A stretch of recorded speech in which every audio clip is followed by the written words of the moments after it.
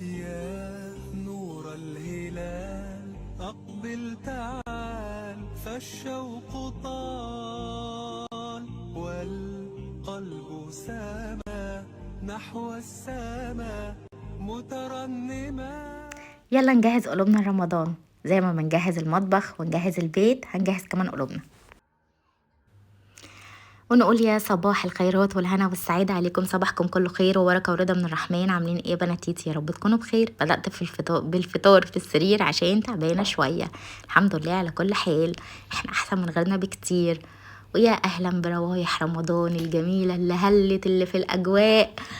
يعني اللهم بلغنا رمضان لا فاقدين ولا مفقودين يا رب، ويعيدوا علينا يا رب بالخير واليمن والبركات، وينصر كل اخواتنا المسلمين على وجه الارض يا رب، اللهم امين.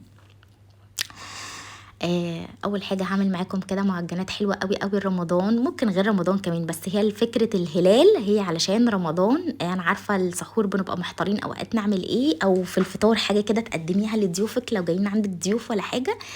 يبقى شكلها حلو قوي قوي ومختلف، وهي سهله قوي قوي، يعني هي بتتعمل بطريقه سهله جدا جدا. وهنعمل من المعجنات المعجنه اللي انا هعملها معاكم دي، هنعمل منها ان شاء الله حلو وحادق، فيا رب تعجبكم. بس دلوقتي حابه اتكلم معاكم في حاجه كده بسيطه يا بنات، ويا ريت تفهموني يعني. حابه اتكلم معاكم عن عباده احنا غالبا معظمنا ناسيها، وهي عباده سهله قوي قوي، وهي ممكن تدخلنا الجنه. عشان ملاحظه الفتره اللي فاتت كده ان يعني في حديه بين الناس وبعضها في الكلام كده، يعني ربنا يهدينا جميعا. انا عارفه ان الظروف صعبه قوي قوي قوي علينا كلنا، يعني ما تتخيليش ان الظروف دي صعبه عليكي انت لوحدك، الظروف دي صعبه عامه على الناس كلها. في كل العالم الغلاء ده في كل العالم، والظروف الصعبة عند كل الناس، بس باختلاف الظرف اللي عندي غير اللي عندك غير اللي عند فلانة كده. المهم العبادة دي عبادة جبر الخواطر. ليه احنا داخلين على ايام كبيره يعني، ورمضان والخير والبركه وكل حاجه، ليه ما نبداش نحاول ان احنا بدل ما نقول كلمه نفكر في الكلمه اللي احنا هنقولها للشخص اللي قدامنا، ان احنا نجبر بخاطره، بدل ما نقول له كلمه وحشه نقول له نحاول ان احنا نطلع الكلمه بشكل حلو. فاهمين؟ يعني مثلا هقول لكم امثله. مثلا لو جت اختك قالت لك مثلا، او صاحبتك او جارتك اي حد يعني، جه قال لك انا عيالي مغلبيني ومطلعين عيني، ليه مثلا يا حبيبتي تروحي تقولي لها احمدي ربنا ان انت عندك عيال غيرك مش لاقي ضفر عيل؟ ليه مثلا نقول الكلمه دي؟ ليه ما نقولهاش يا روحي معلش ان شاء الله ربنا يهديهم ويحفظهم ويبارك لك فيهم، ادعي لهم دايما بالهدايه، وانت بتصلي دايما في سجودك ادعي بالهدايه لاولادك، وان ربنا يصلح حالهم يا رب، وادعي لهم بالخير، وحاولي تدوري على طرق. هم ممكن يكون مثلا هم عندهم طاقه وعايزين يطلعوها، حاولي تدوري على طرق ان انت مثلا ازاي تخرجي طاقتهم، هم هيبقوا مبسوطين. وحاولي تحفظيهم مثلا القران، حاولي تعلميهم حديث، عارفين الحاجات دي.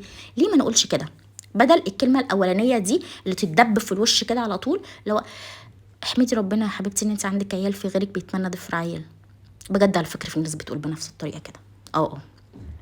فلا، خلينا احنا الناس الكويسه اللي نجبر بخاطر اللي حوالينا. تخيلوا انا لما هجبر بخاطر حد، والحد ده هيجبر بخاطر حد غيره، والغير ده هيجبر بخاطر حد تاني، عارفين هتبقى الحياه عامله ازاي؟ زي ما قلت لكم الحياه صعبه قوي قوي. فبدل ما ندب كلام في وش بعض، خلينا نكون احنا البدايه، اللي هو انا مثلا جبرت بخاطرك، فهتلاقيني انا اوتوماتيك.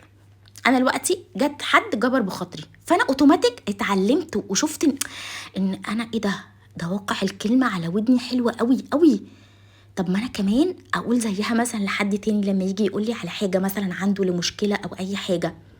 حد مثلا فتح مشروع وخسر فيه، هتلاقي حد يجي يقول له ايه، مش تحمد ربنا اصلا انت معاك فلوس فتحت مشروع؟ ده انا مش لاقي فلوس. عارفين في ناس كده، في ناس كده يعني، ناس صعبة وربنا يهديهم والله ويرحمنا بجد. فحاولوا ان احنا نجبر بخاطر اللي حوالينا. بصوا انا من 5 سنين كنت يعني واقعه في مشكله كانت كبيره علي، انا كنت وقتها حاسه ان هي كبيره عليا جدا، بالرغم ان ربنا ما بيحطناش في حاجه غير لما بيكون متاكد ان احنا هنقدر نستحمل الحاجه دي، وتكون الحاجه دي قدنا. لا يكلف الله نفسا الا وسعها، يعني اللي الواحد فيه دلوقتي وده وسع، اللي انا فيه ده هو اللي ربنا كاتبهولي. وده رد على الناس اللي قاعده تقول لي انت ايه اللي مخليكي قاعده هناك، ما ترجعي بلدك بكرامتك. على سن انا قاعده من غير كرامه. يعني ربنا يهديكم والله العظيم. انا شفت كومنتات الفيديو اللي فات، انا في العادي لا ما بتجيلي كومنتات ايجابيه وجميله وناس حلوه قوي وقلبها ابيض وكده، انما الفيديو اللي فات انا شفت ناس احمدي ربنا انت عايشه في تركيا اصلا، انت ايه اللي مخليكي قاعده في البلد دي من غير كرامتك؟ ومين قال لكم ان انا قاعده من غير كرامتي؟ يعني معلش، يعني اللي انا فيه ده النصيب، اللي انا فيه ده انا راضيه فيه تماما. وعلى فكره اللي بيجي يقول للتاني احمد ربنا على اللي انت فيه ده، ما عندوش رضا، هو مش راضي بحياته خالص.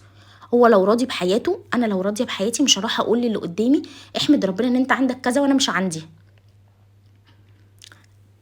انا اسفه يعني، بس هي دي الصراحه. فخلينا نقعد كده وان احنا كبار كفايه، وان احنا عاقلين كفايه، وان احنا نجبر بخاطر اللي حوالينا. الدنيا صعبه جدا جدا، فنحاول ان احنا نكون البدايه. انا هكبر بخاطرك وانت تكبري بخاطري، وغيرك هيكبر بخاطره، وتتكلمي مامتك تكبري بخاطرها، اختك، صاحبتك، جارتك، هتلاقي هما كمان يبداوا من كتر ما انت بتتكلمي بالطريقه الحلوه دي وبالطريقه الايجابيه دي، هما كمان هيبقوا عايزين يطلعوا النموذج الحلو ده للي حواليهم. فتخيلوا الدنيا هنهون على بعض يا جماعه، نهون على بعض الظروف الصعبه اللي كلنا بنمر بيها، ما نكونش احنا السكينه اللي بتذبح اللي حوالينا.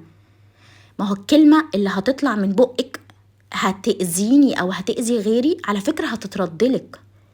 فدايما فكري في الكلمة قبل ما تطلعيها، وطلعيها زي ما تحبي تتردلك. يعني بجد الموضوع ده فعلا فعلا بقى صعب، فعلا فعلا بين الناس والله. يعني مش عارفة، ربنا يا رب يرحمنا ويهدينا جميعا والله، بيرشدنا للخير. وبجد امشوا بعبادة جبر الخواطر زي ما قلت لكم. انا كنت في فترة صعبة قوي قوي، بس استنى هقول لكم بس العجينة دي. اول حاجة انا حطيت 5 كوبايات دقيق، وحطيت بضاية، وحطيت كيس بيكنج باودر، وحطيت 5 معالق زبادي و5 معالق زيت، بس احتجت حبة زيت كمان. يعني حطوا حوالي 7 معالق زيت بالمعلقة المعيارية، لو ما عندكوش حطوا بالمعلقة اسمها ايه العادية بتاعة الاكل. زبادي وزيت وبضاية وملح وبيكنج باودر وبس. وعجنت بقى كويس ماشي. ومية بقى دافية برضو للعجن، وخميرة طبعا، معلقة خميرة. دلوقتي هنعمل صوص البيتزا، عشان هعمل منها بيتزا برضو. انا بحط التوم كده اول ما يحمر، اوقات بنزل بالصلصه وبعديها التوم، هي على حسب يعني، لو كل مره على حسب بتبقى مختلفه. وهنا دي صلصه، حطيت زي ما انتوا شايفين برطمان صلصه كده، بس انا اللي عاملاها في البيت مش صلصه جاهزه يعني بس. وهنا حطيت زعتر كتير وملح وفلفل اسود بس. انا مش بحط، او بحط سكر طبعا عشان الطماطم، بالرغم ان انا وانا بصلصلها ببقى حاطه فيها سكر، بس انا بحب احط سكر تاني. وممكن تحطوا مرقيه او ممكن تعملوها سكيب، يعني زي ما تحبوا. انا بس بصراحه بحب طعم المرق قوي في الاكل، بحس ان هي بيديها ليفل تاني كده حلو. بس دي صلصه البيتزا عشان في ناس كتير سالتني عليها. بس دلوقتي العجينه خلاص سبناها كده حوالي ساعه اختمرت، وهطلعها. وجهزت هنا الجبنه، وجهزت اللي هي صلصه البيتزا واللي هناك دي كان بواقي فراخ انا كنت عاملاها زي الشاورما كده. بس دي الحشوات اللي عندي. دلوقتي هنعمل اللي هي خلية النحل بس على شكل الهلال. سهل قوي يا بنات. هنجيب صينيه كده وهنحط الطبق زي ما انتوا شايفين، هنحطه كده بوشه، بس الطبق ده لازم يكون بيستحمل الفرن يعني. وبعدين هنبدا ناخد قطع كده صغننه، وهنبدا نحشيها بقى جبنه. انا ممكن تحشوها جبنه حادقه، تحشوها نوتيلا اللي هي شوكولاته قابله للدهن، ممكن تحشوها زي ما انتوا حابين، تسيبوها ساده، اي حاجه. انا هحشيها اللي هي الجبنه الكريمي دي، علشان هحط عليها من فوق عسل.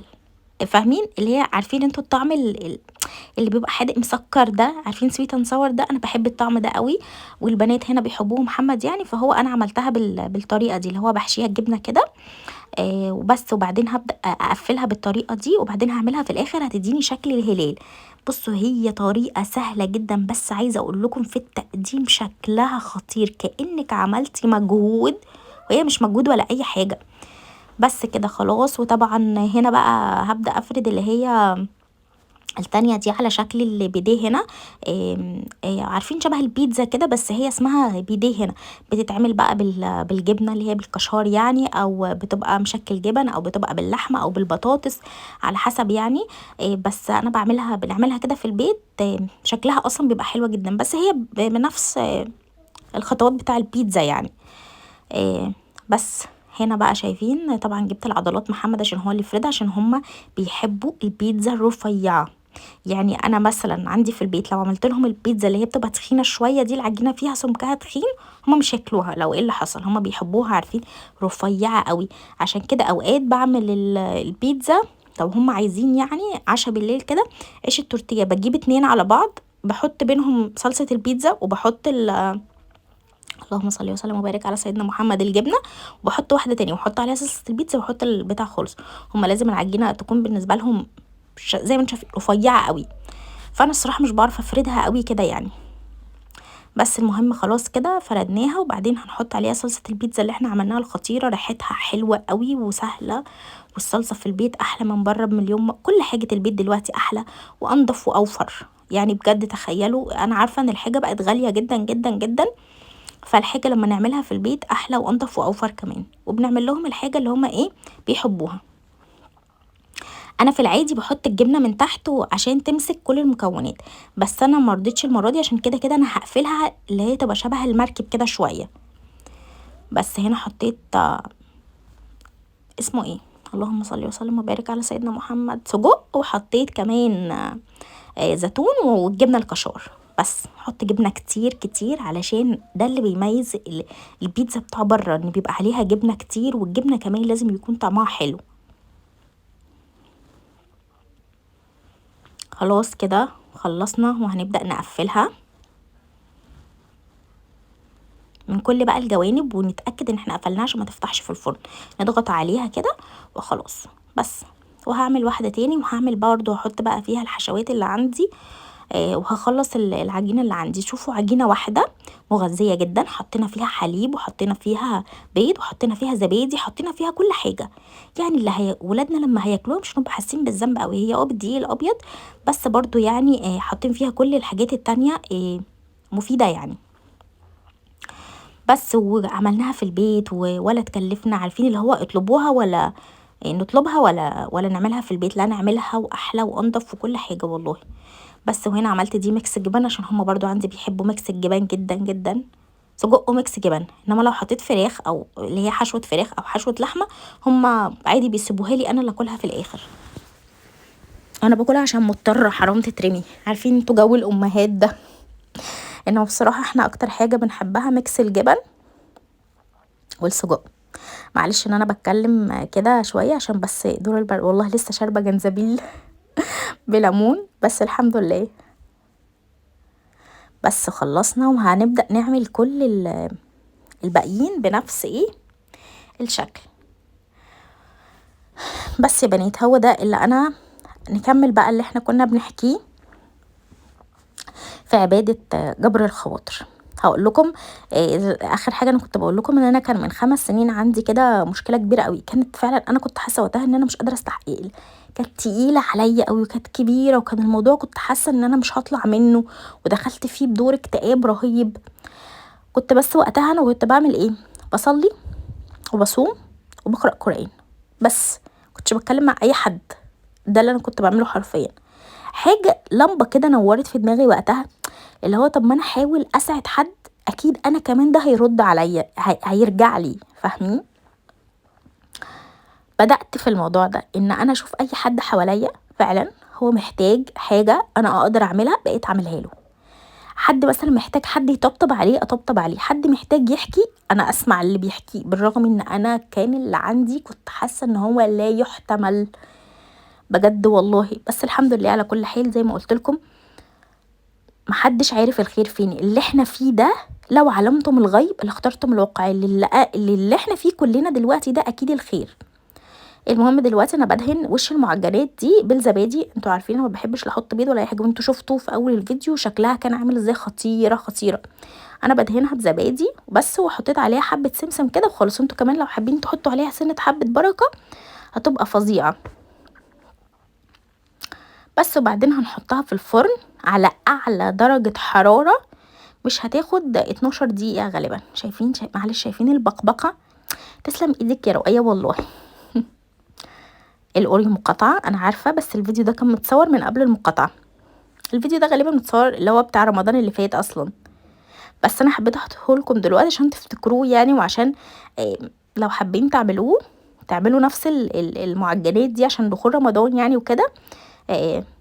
انتوا هتفرحوا ولادكم كمان هيفرحوا بيها قوي. نحاول نفرح اللي حوالينا على قد ما نقدر، نحاول نساعدهم. كل ما هتشوفوا السعاده في وش اللي حواليكم انتوا كمان هتتبسطوا.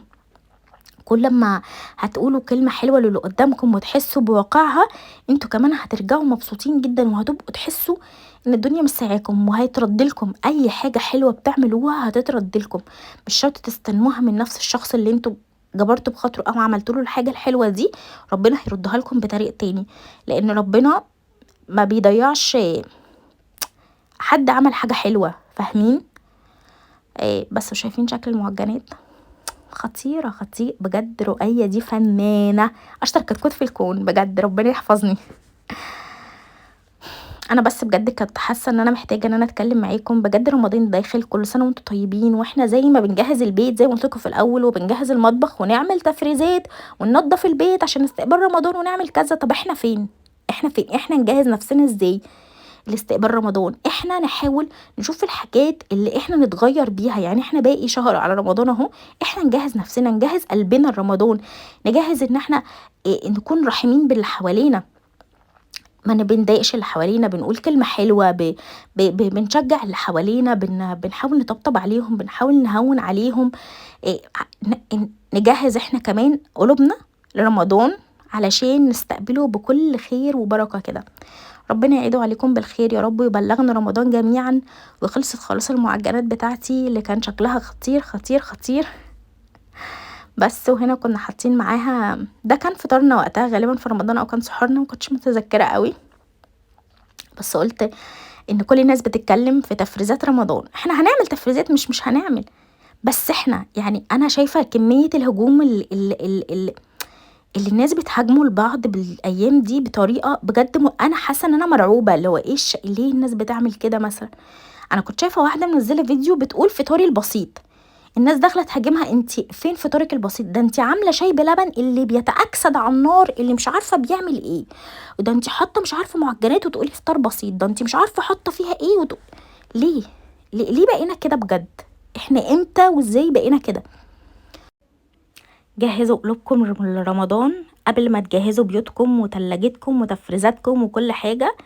جهزوا قلوبكم، تستقبلوا ازاي رمضان علشان نطلع من رمضان مجبورين الخاطر، نطلع من رمضان بأحسن نسخة مننا. كل سنة وانتم طيبين.